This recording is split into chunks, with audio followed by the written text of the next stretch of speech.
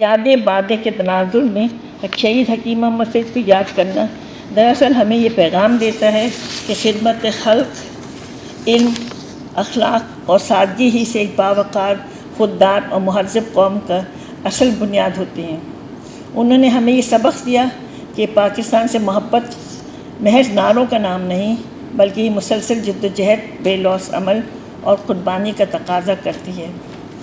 آج ہم سب کی ذمہ داری ہے کہ ہم اس عظیم محسن کے مشن کو آگے بڑھائیں، ان کے قیام کردہ اداروں کی آبیاری کریں اور علم اور خدمت کی اس روشن چراغ کو آنے والی نسلوں تک منتقل کریں۔ اللہ تعالی ہمیں حکیم محمد سعید کے افکار اور تعلیمات پر عمل کرنے کی توفیق دے۔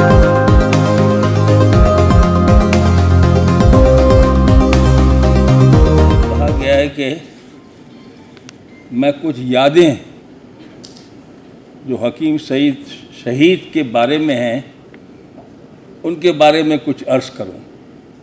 ایک تو حکیم صاحب کا آپ کو معلوم ہے وقت کے بہت پابند تھے، اور کراچی والے جو ہیں وہ وقت کے پابند نہیں ہیں بالکل بھی۔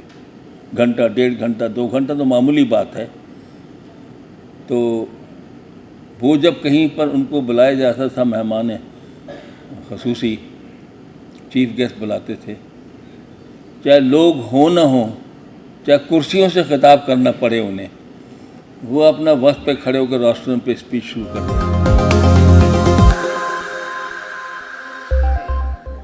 1948 میں قائم ہونے والا ہمدرد مطب اس سوچ کی عملی تصویر تھا جہاں مریض سے صرف دوا کی قیمت لی جاتی، طبی مشورہ بلا معاوضہ دیا جاتا۔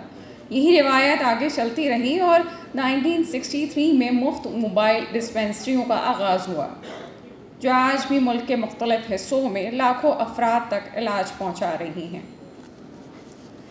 سعدیہ راشد صاحبہ کی نگرانی میں قائم اور فعال طبی ادارے نعمت بیگم ہمدرد یونیورسٹی ہسپتال، شفاء الملک میموریل ہاسپٹل اور تاج میڈیکل کمپلیکس علاج کے ساتھ ساتھ طبی، تعلیمی اور تحقیق کے مراکز۔ اس کے علاوہ اب تک میرے خیال سے بہت کچھ حکیم صاحب کے بارے میں باتیں ہوئی ہیں، لیکن حکیم صاحب کی ناراضگی پہ شاید کسی نے بات نہ کی ہو۔ ان کی ناراضگی کا بھی اپنا عجیب انداز تھا۔ ایک تو کبھی انہیں غصہ کرتے ہوئے، ڈانٹتے ڈپٹتے ہوئے، ایکسپریشن کال کرتے ہوئے جو انداز عموماً ہوا کرتا ہے، کبھی نہیں دیکھا۔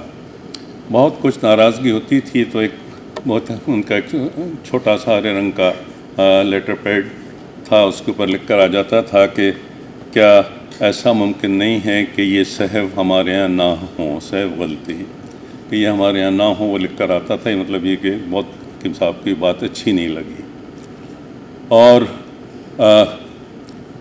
بڑی ناراضگی ہوتی تھی کہ خاموشی اختیار کر لیتے تھے۔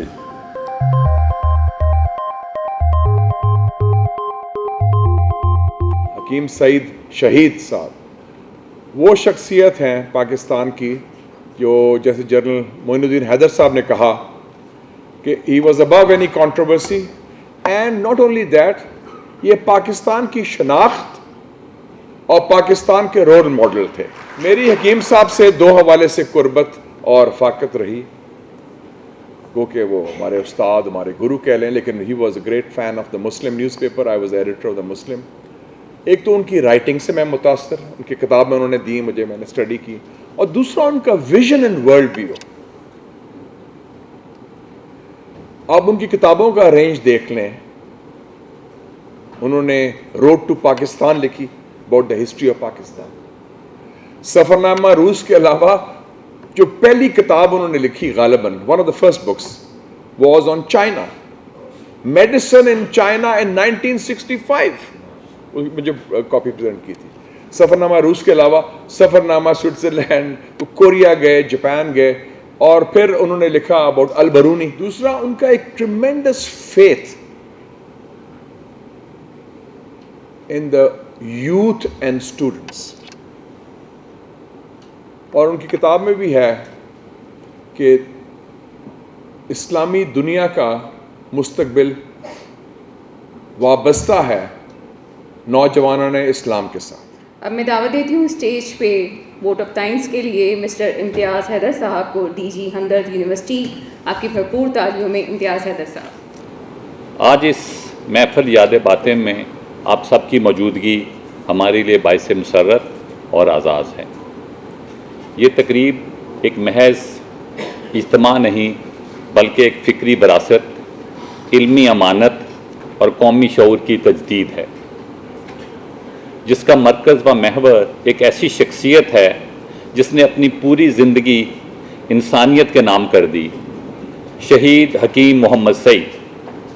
شہید حکیم محمد سعید محض ایک طبیب نہیں تھے، وہ ایک مفکر، ایک معلم، ایک دانشور اور ایک درد رکھنے والے، ایک سچے محسن قوم تھے. ان کی ذات علم و عمل کا حسین امتزاج تھی. وہ فرمایا کرتے تھے قومیں تقریروں سے نہیں کردار سے بنتی ہیں. آج اگر ہم ہمدرد یونیورسٹی، ہمدرد گروپ، ہمدرد فاؤنڈیشن، ہمدرد لیب اور جتنے ادارے میڈم ثنا نے آپ کو گنوائے ہیں اور ان کے علاوہ بہت سارے، ان سب کو دیکھیں تو یہ سید حکیم شہید محمد سعید کے کردار، فکر اور خلوص کا عملی مظہر ہیں.